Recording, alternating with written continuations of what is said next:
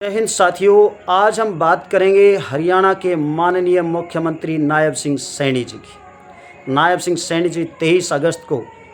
54 दिनों के बाद एक बार फिर से बावल विधानसभा की अंदर अनाज मंडी बावल में आ रहे हैं। इस दिन वो मेघवाल समाज के लोगों से मिलेंगे और मेघवाल समाज के प्रतिभावान बच्चों को सम्मानित करेंगे। इस सम्मेलन के अंदर माननीय मुख्यमंत्री जी आएंगे तो उनका फूल मालाओं से स्वागत होगा। ये हर हरियाणा वासियों की तरफ से उनका स्वागत होगा। लेकिन इस स्वागत के साथ साथ माननीय मुख्यमंत्री जी को भी कुछ बड़ी बातें हैं उनके लिए, और विशेष रूप से मेघवाल के सम्मानित लोगों को भी ये बावल के लोगों की तरफ से कहना है कि जब माननीय मुख्यमंत्री जी आएँ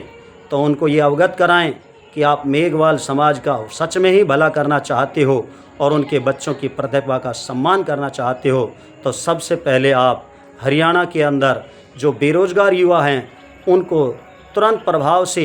नौकरी देने के लिए बड़े स्तर के ऊपर नौकरियों की घोषणा करें। हरियाणा के अंदर आधिकारिक डेटा की बात करें तो 3 से 4 लाख बच्चे बेरोज़गार हैं,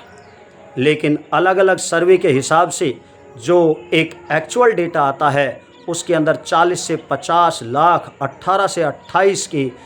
उम्र के जो युवा बच्चे हैं वो बेरोज़गार हैं। 2014 के अंदर माननीय प्रधानमंत्री नरेंद्र मोदी जी ने कहा था हमारी सरकार आने पर हम हर वर्ष 2 करोड़ नौकरियां देंगे।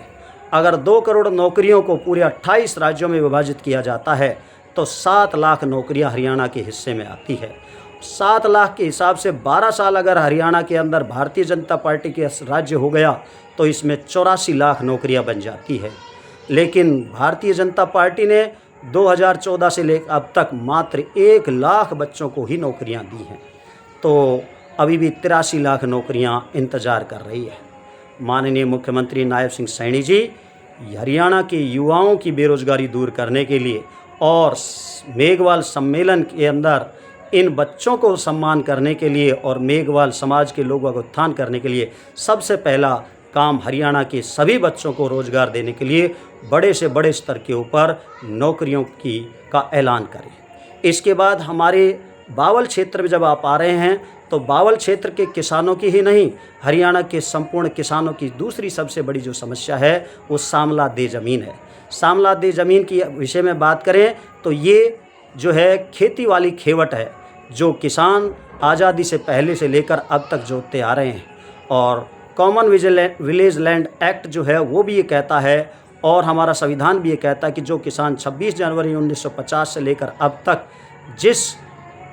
खेती वाली सामलादे ज़मीन पर काश्त करता आ रहा है वो उसका मालिक है। और सच में अगर आप सर्वे करा करके भी देखें, गांव में जाकर देखोगे तो जो किसान है जिस ज़मीन को जोत रहे हैं ये उनके दादा परदादाओं की ज़मीन है, लेकिन अधिकारियों की लापरवाही से और कुछ पहले अतीत के अंदर जो मुख्यमंत्री रह गए उनकी बदमाशी की वजह से ये किसानों को उनकी ज़मीन का हक नहीं मिल पाया, उनकी मलकियत नहीं मिल पाई। तो किसानों को खेती वाली जो खेवट की सामलादे ज़मीन है उसकी मलकियत देने का भी ऐलान करें। इसके बाद जो समस्याएं हरियाणा के अंदर सरकारी स्कूलों की, 300 से 400 सरकारी स्कूल बंद हो चुके हैं। हम चाहते हैं कि हरियाणा के अंदर जितने भी सरकारी स्कूल हैं उनका इंफ्रास्ट्रक्चर अच्छे से तैयार किया जाए और उनके अंदर रिक्त पड़े पदों के ऊपर गुरुजियों की तुरंत प्रभाव से भर्ती की जाए। इसके बाद जो है हरियाणा के अस्पतालों की बात करें। सरकारी अस्पताल जो आज बदहाल हुए पड़े हैं, जिसकी हालत बहुत बद से बदतर हो गई है, इन अस्पतालों को एम्स और मेदांता पारस जैसे हॉस्पिटलों से भी अच्छे हॉस्पिटल बनाने के लिए यहाँ पर भी हर तरह की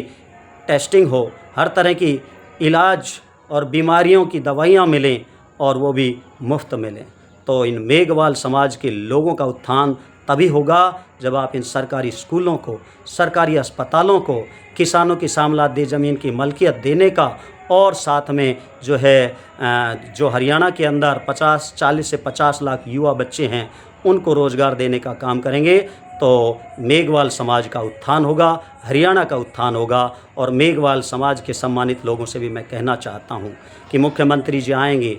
खूब तहे दिल से उनका स्वागत करो, फूल मालाओं से स्वागत करो। अगर इन विषयों के ऊपर वो बात नहीं करते हैं तो साथ में लंबे लंबे डंडे भी रखना और डंडों के अंदर काले झंडे भी लगाए रखना। अगर इन विषयों के ऊपर नदारद हों और इनके ऊपर बात ना हो तो जाते वक्त इस मुख्यमंत्री को ये काले झंडे दिखा कर के ये बता देना कि ये हरियाणा वीरों की भूमि है और यहाँ पर सच में काम चलेगा, दिखावे पर काम नहीं चलेगा। तो माननीय मुख्यमंत्री महोदय जी, मैं उम्मीद करता हूँ कि जो बड़ी समस्याएं हैं, रोज़गार की है, किसानों की सामलात देख ज़मीन की है, मलकियत की है, और जो है इसके बाद सरकारी स्कूलों को अच्छा बनाने की है, अस्पतालों को प्राइवेट अस्पतालों से भी अच्छा बनाने की और मुफ्त इलाज देने की है, और जो है सड़कें, बिजली, पानी, इन सब को बेहतर करने की जो चीज़ें हैं। और बावल के अंदर बहुत सारी जितने भी योजनाएं अधूरी पड़ी हैं जिनको अभी लागू नहीं किया जा सकता, उन योजनाओं को भी पूरा करने का ऐलान कर जाइए। जय हिंद, जय भारत।